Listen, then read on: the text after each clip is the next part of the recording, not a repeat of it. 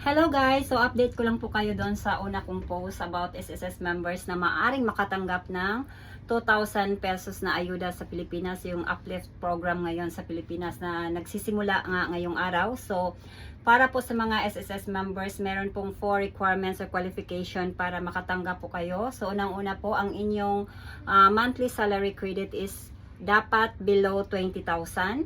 Tapos dapat meron na po kayong ina-enroll na disbursement account. Tapos pangatlo is dapat may hulog po kayo kahit once sa taong 2025 or 2026. Pang-apat is dapat kasama po kayo doon sa community-based monitoring system na isinagawa ng PSA sa taong 2024. At saka po dapat employed lang po ang kasali doon sa ayuda na yon. So kung kayo po ay self-employed or voluntary or mga pensioners, hindi po yun kasali. So yung mga employed na mga members lang po na may low earners income. So tsaka po dahil 1.5 million lang po na household members ang pwedeng makatanggap, ibig sabihin sa family is isa lang yung makakatanggap sa inyo. So per family po siya, per household.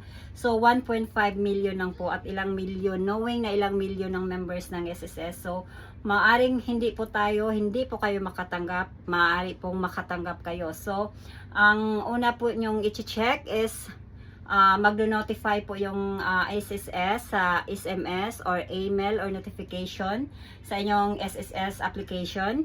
So i-check nyo po kung na-credit na po yung 2,000 na ayuda na para sa inyo. So ibig sabihin nun, pag naka-receive kayo ng notification na na-credit na nga yung pera is kayo po ay kabilang doon sa nakatanggap ng ayuda. So magsisimula po to ngayong araw. So pag naka-receive kayo ngayong araw, so ibig sabihin sa month of August, September, November, October, November, December is tuloy-tuloy na po yung matatanggap nyo na 2,000 pesos hanggang December po yon. So paalala lamang po sa mga SSS members ha, hindi po lahat, yun yung po may 4 na requirements at dapat employed po kayo.